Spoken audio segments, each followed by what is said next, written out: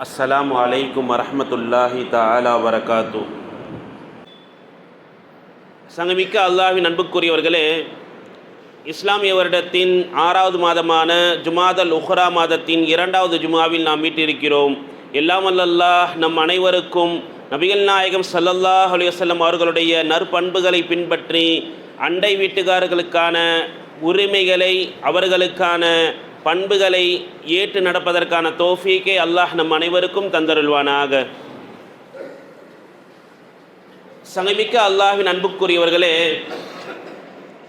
நபிகள் நாயகம் ஸல்லல்லாஹு அலைஹி வஸல்லம் அவர்கள் சொல்லித் தருகிறார்கள், ஒரு மனிதனுக்கு இந்த உலகத்திலே பாக்கியம் பெற்ற 4 விஷயங்கள் இருக்கிறது என்று நபிகள் நாயகம் ஸல்லல்லாஹு அலைஹி வஸல்லம் அவர்கள் சொல்லித் தருகிறார்கள். மின் சஆதத்தில் மர்இ அர்பஅத்துன், ஒரு மனிதன் இந்த உலகத்திலே அதிர்ஷ்டசாலியாக பெறுகின்ற 4 விஷயங்கள் அதிர்ஷ்டமானது. ஒன்று அல் மர்அத்து சாலிஹா, சாலிஹான மனைவி. அந்த சாலிஹான மனைவியை பெற்றிருக்கிறார் என்று சொன்னால் நற்பாக்கியம் பெற்றவராக அவர் ஆகிவிடுகிறார். இரண்டாவதாக நபிகள் நாயகம் ஸல்லல்லாஹு அலைஹி வஸல்லம் சொல்கிறார்கள், அல் மஸ்கனுல் வாசிஉ, விசாலமான வீடு. அவருக்கு பிரியமான விசாலமான சொந்த வீடு அவருக்கு இருந்தால் அது நற்பாக்கியம் பெற்றவர் என்று நபிகள் நாயகம் ஸல்லல்லாஹு அலைஹி வஸல்லம் சொல்லித் தருகிறார்கள். மூன்றாவதாக சொன்னார்கள், வல் ஜாரு சாலிஹு, சாலிஹான அண்டை வீட்டார். நாம சந்தோஷமா இருக்கணும்னு சொன்னா பக்கத்து வீட்டுக்காரர் எப்படி இருக்கணும்? சாலிஹானவர்களாக இருக்க வேண்டும். இல்லை என்று சொன்னால் நம்மளுடைய எல்லா விஷயங்களிலும் தொந்தரவுகள், சச்சரவுகள், பிரச்சனைகள் என்பது ஏற்பட்டு கொண்டே இருக்கும். எனவே தான் நபிகள் நாயகம் ஸல்லல்லாஹு அலைஹி வஸல்லம் இந்த உலகத்திலே அதிர்ஷ்டம் என்பது பக்கத்து வீட்டுக்காரர் சாலிஹாக இருக்கக்கூடியது என்று சொன்னார்கள். நான்காவதாக நபிகள் ஸல்லல்லாஹு அலைஹி வஸல்லம் சொன்னார்கள், வல் மர்கபுல் ஹனீஉ, தனக்கு விருப்பமான வாகனம் என்று நபி ஸல்லல்லாஹு அலைஹி வஸல்லம் சொன்னாங்க. வாகனம் இந்த மழை நேரங்களில் நமக்கு தெரியும், நம்ம வாகனம் எப்படி இருக்கு, நமக்கு விருப்பமானதாக சந்தோஷமானதாக இருக்கா என்பது நம்ம கொண்டு போகக்கூடிய இடங்களில் கவனித்து பார்க்கும் பொழுது நபி ஸல்லல்லாஹு அலைஹி வஸல்லமுடைய அந்த ஹதீஸ் நமக்கு புலப்படும். முதலாவது மனைவி, இரண்டாவது நபி ஸல்லல்லாஹு அலைஹி வஸல்லம் வீடு, மூன்றாவதாக சொன்னார்கள் அண்டை வீட்டுக்காரர், நான்காவதாக சொன்னார்கள் வாகனம். இந்த 4ம் சிறந்த முறையில் ஒருவர் பெறுகிறார் என்று சொன்னார், அவர் அதிர்ஷ்டசாலி, பாக்கியவான் என்று நபிகள் நாயகம் ஸல்லல்லாஹு அலைஹி வஸல்லம் சொல்லி தருகிறார்கள்.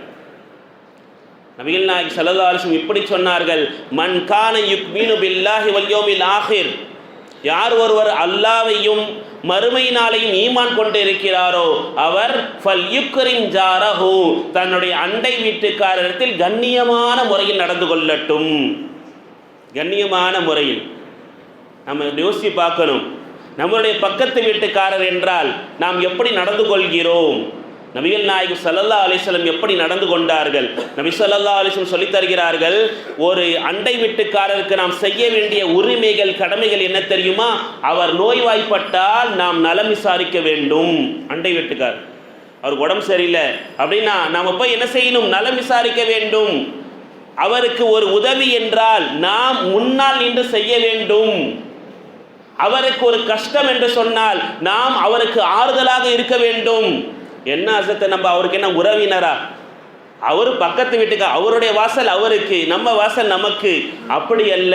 நபிகள் நாயகம் ஸல்லல்லாஹு அலைஹி வஸல்லம் அவர்கள் சொல்லித் தருகிறார்கள், நீங்கள் ஒரு சால்னாவை செய்தால், உங்க வீட்டில் ஒரு பாத்திரத்தில் ஒரு சால்னாவை நீங்க செய்தீர்களா, அதனுடைய வாடை பக்கத்து வீட்டிற்கு செல்லும் என்று சொன்னால் அவர்களுக்கும் சேர்த்து நீங்கள் சமையுங்கள் என்று நபி ஸல்லல்லாஹு அலைஹி வஸல்லம் சொன்னாங்க.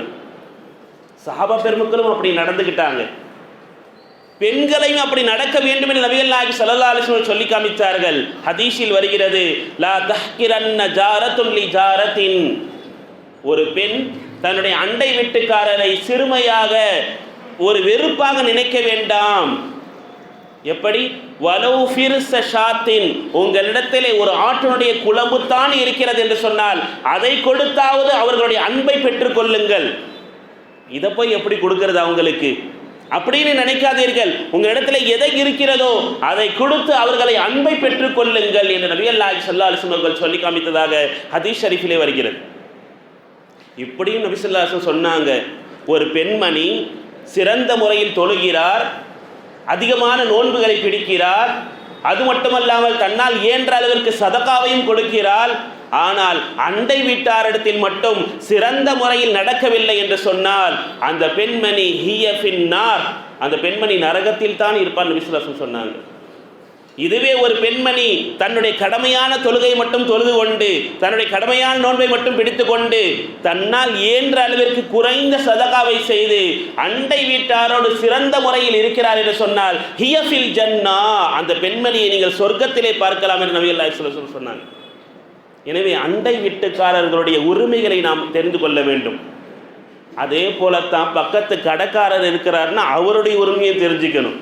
நம்மளுடைய குப்பையை அந்த பக்கம் தட்டி விட்டுறக்கூடாது. இன்னைக்கு பல இடங்கள்ல நடக்குது. அண்டை வீட்டுக்காரிடத்தில் நாம் அன்பாகத்தான் இருக்க வேண்டும். நம்முடைய அன்பை எப்பொழுதும் முறித்து கொள்ளக்கூடாது. ஒருவர் வரலாற்று கதையில வரும், ஒருவர் நாய் வச்சு வளர்த்துட்டு இருக்கிறார்.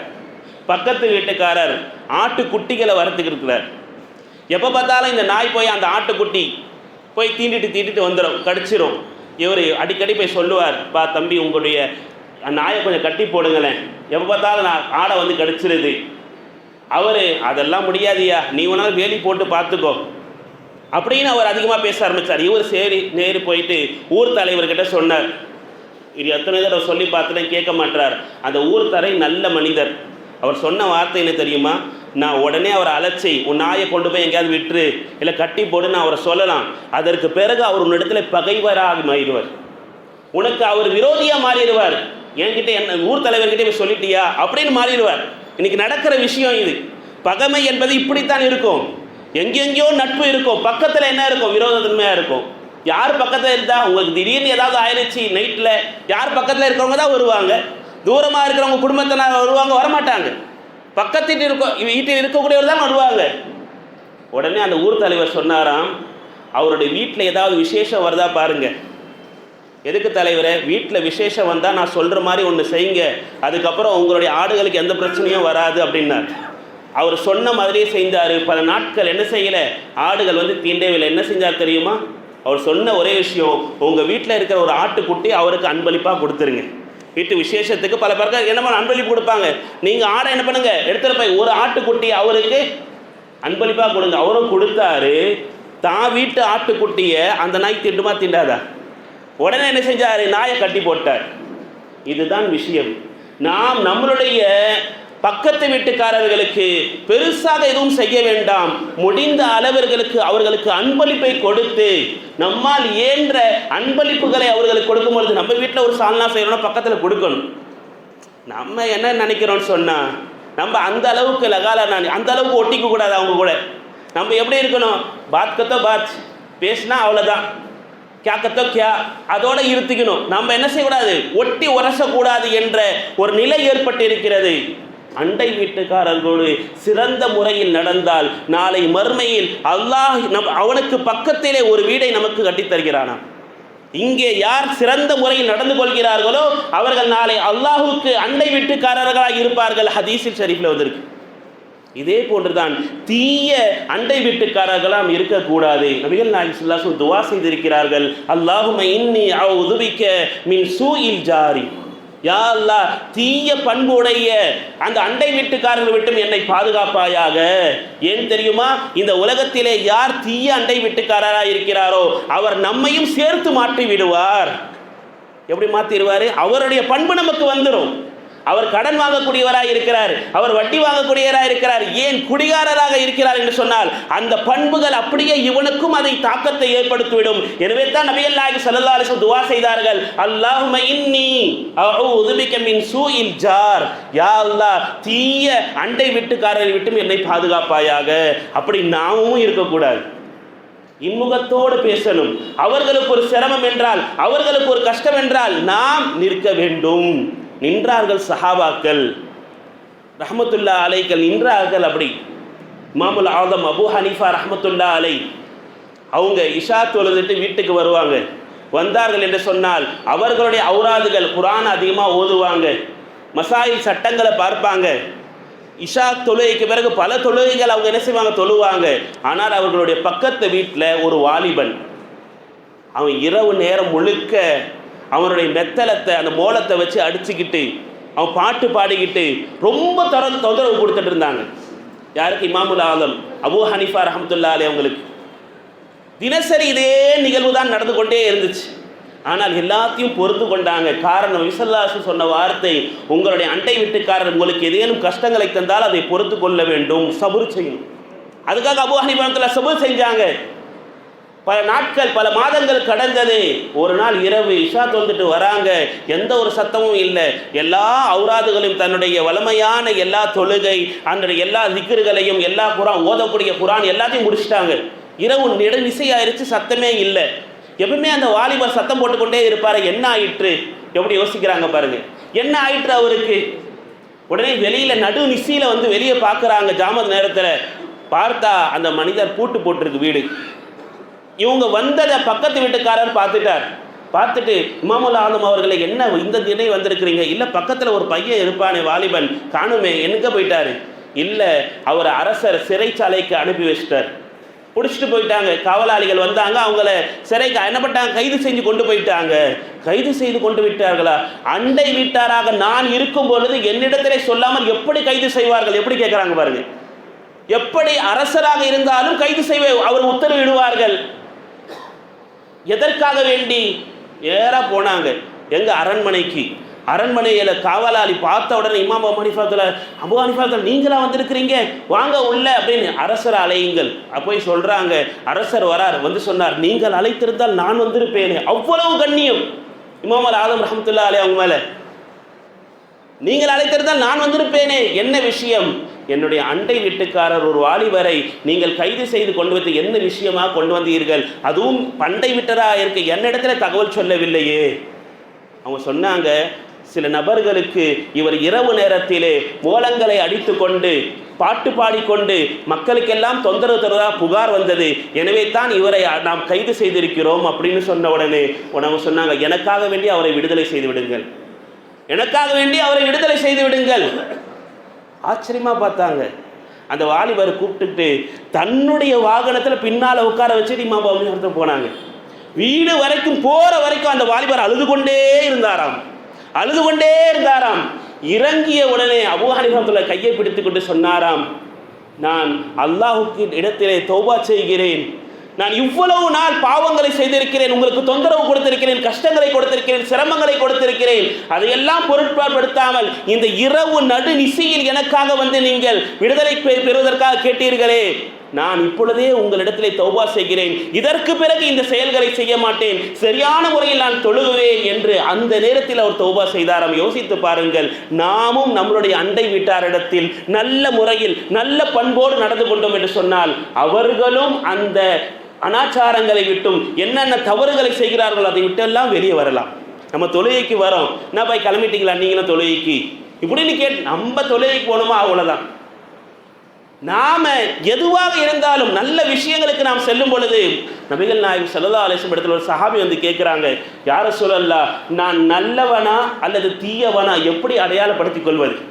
நான் குட் பர்சனா இல்லை பேட் பர்சனா எப்படி நான் தெரிஞ்சுக்கிறது? கொஞ்சம் எனக்கு சொல்லுங்களேன்.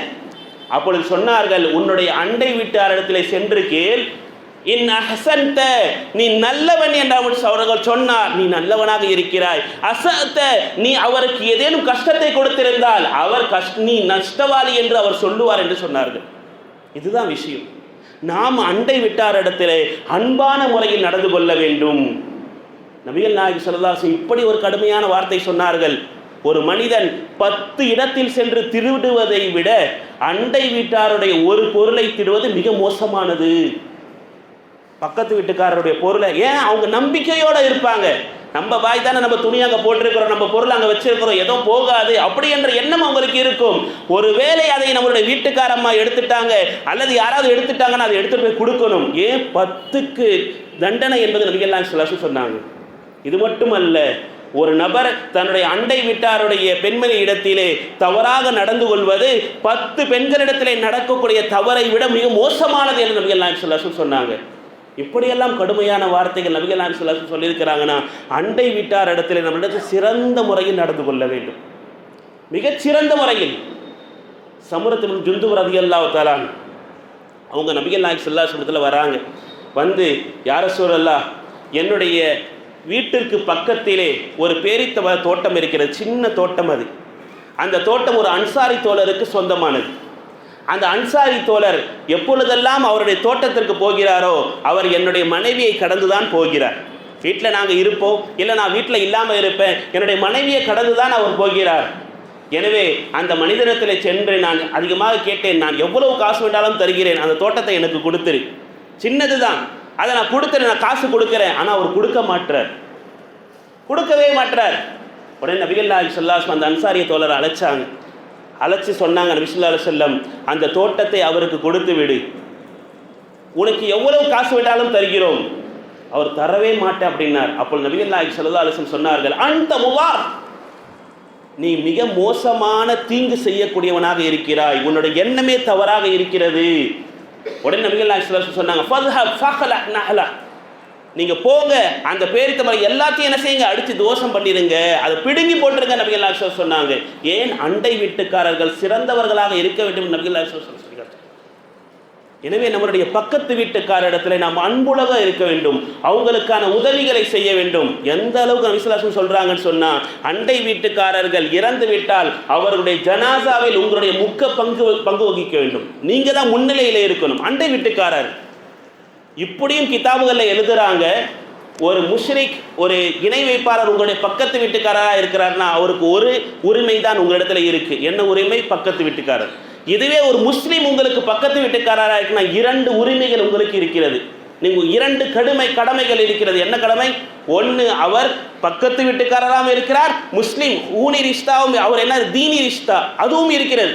எனவே அவருக்கு முக்கிய பங்கு தர வேண்டும். மிக முக்கியமாக இப்படி சொல்கிறார்கள் நபி ஸல்லல்லாஹு அலைஹி வஸல்லம், உங்களுக்கு அண்டை வீட்டுக்காரர்களாக உங்களுடைய உறவினர்கள் இருந்தால், யார் இருந்தால், உறவினரே இருந்தால் 3 கடமைகள் உங்களுக்கு இருக்கிறது.